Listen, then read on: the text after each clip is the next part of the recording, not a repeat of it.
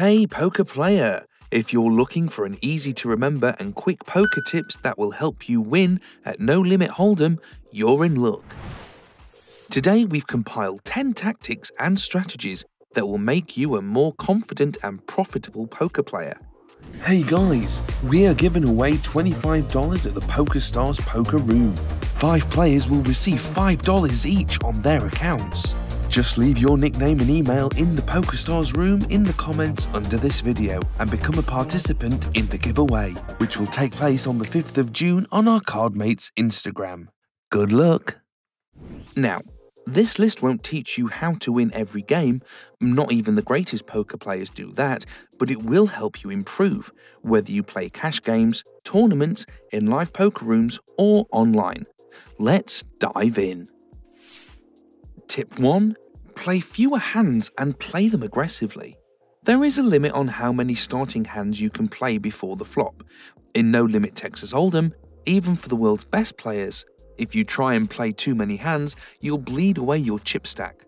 Unless Lady Luck is on your side. Developing a solid pre-flop poker strategy is by far the easiest and fastest way to improve your bottom line. However, while developing solid pre-flop ranges is relatively easy to do, like by downloading our free pre-flop charts, having the discipline to stick to them is difficult.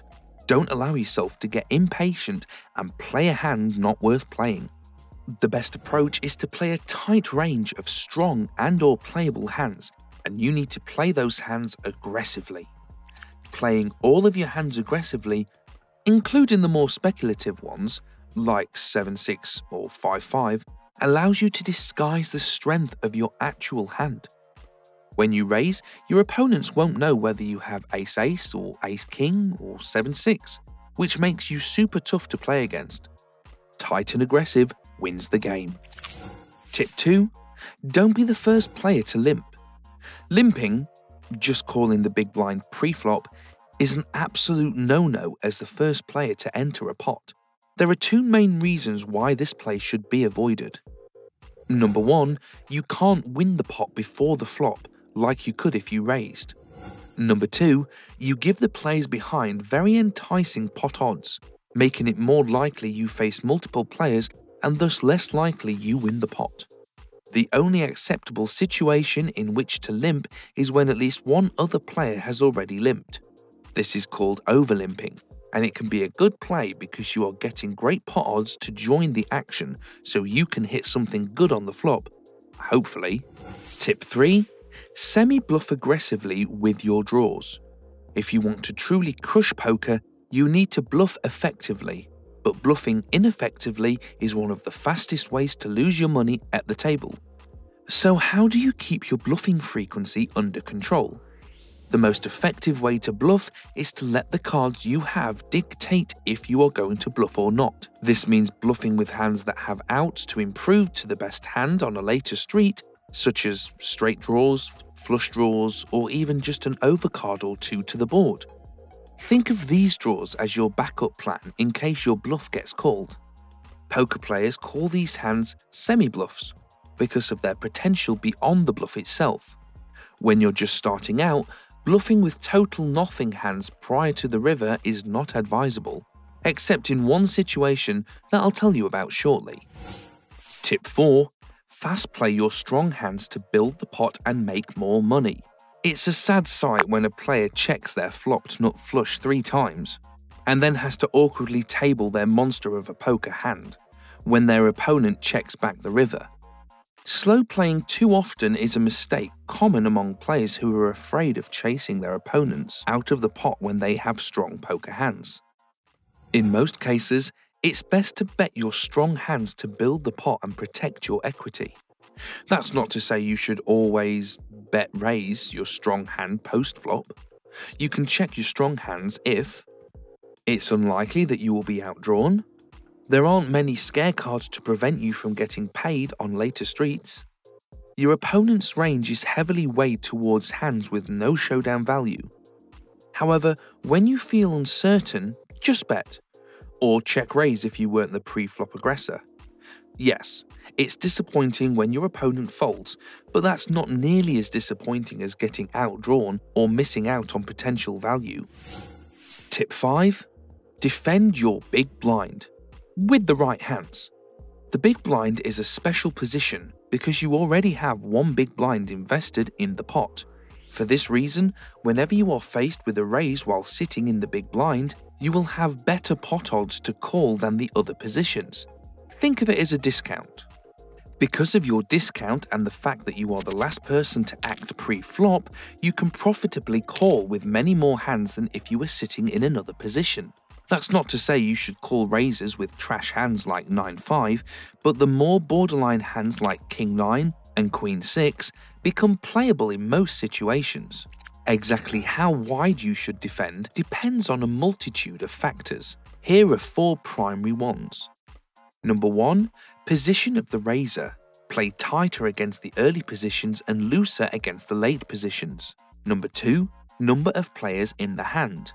When one or more players has already called the raise, play tighter and only call with hands that do well in multi-way pots. Number 3. The size of the raise. The larger the bet sizing, the tighter you should play, and vice versa. And number 4. Stack sizes. When short stacked, play fewer speculative hands and prioritize high card strength. There are other important factors too, like how often your opponent will continuation bet post-flop, but the 4 above are the main ones you should consider. Tip 6. Fold when you're unsure. Want to know the biggest difference between a bad player and a professional player? It's the good player's ability to lay down a good hand, like top pair, when they think they are beaten. This sounds very simple, but it is very hard to do in practice, partly because of the way our brains are built. We are naturally curious, and we naturally want to win. When we fold, we surrender our chance to win the pot, and we don't get to satisfy our curiosity by finding out what our opponent has. Calling too often and in the wrong situations is the second fastest way to lose at poker, after ineffective bluffs. Whenever you're unsure whether to call or fold versus a bet or a raise, do yourself a service and fold. Pro tip: when you fold in one of these situations, make sure you note down the details of the hand so you can try and figure out if you made the right fold after your session. Studying or discussing these sorts of hands is a great way to consistently improve your skills and fill in the gaps of your poker knowledge. Tip 7. Attack when your opponent shows weakness. Players don't check with hands that can call multiple bets as often as they should. This means that when they do check, they usually have a relatively weak hand that will often fold if faced with multiple bets. This is the bluffing with nothing situation alluded to earlier. When your opponent shows a lot of weakness in a heads-up pot, like if they check on the flop and the turn, you can take advantage of them with an aggressive bluffing strategy. Not only should you bet with your usual semi-bluffs, but you should also bet as a pure bluff, with some nothing hands, ideally ones with good blocker effects. Tip 8. Play solid poker early in tournaments and don't worry about survival. There's a time and a place for stack preservation, and the beginning of poker tournaments isn't it. This is one of the most misunderstood aspects of tournament poker strategy. Consider that in order to finish in the money, you're gonna have to at least double or triple your starting stack, usually more. Instead of playing defensively, you should be playing solid and aggressive poker early on in order to build up a stack for a deep run. If you find yourself short-stacked and nearer the money bubble or a pay jump, only then should you start using a more survival-orientated playing style. Tip 9. Only play if you feel like it. Poker should be a fun experience regardless if you're playing as a hobby or if you are a professional player. You're going to perform best when you are happy, so it makes sense that you should only play this mentally intensive game when you feel that way. If you feel frustration, fatigue, or anger building up, you should just quit the session right then and there. You are very likely saving yourself a bunch of money by doing so. Poker will still be there tomorrow. Pro tip: before I play a session, I imagine going all in and losing my full stack on the very first hand. If the thought of that possibility doesn't bother me, I know I'm ready to play my A game for a long session. But if going all in and losing one of my buy-ins on the first hand sounds unbearable, I reconsider playing. Tip 10. Only play in good games. If you can't spot the sucker in the first half hour at the table, then you're the sucker. This is as true now as when Mike McDormott, played by Matt Damon, said it in Rounders 1998. If you want to play poker and win, you need to play against weaker players than yourself. Think about it like this. If you are the 9th best poker player in the world, you will be the best player at almost any table.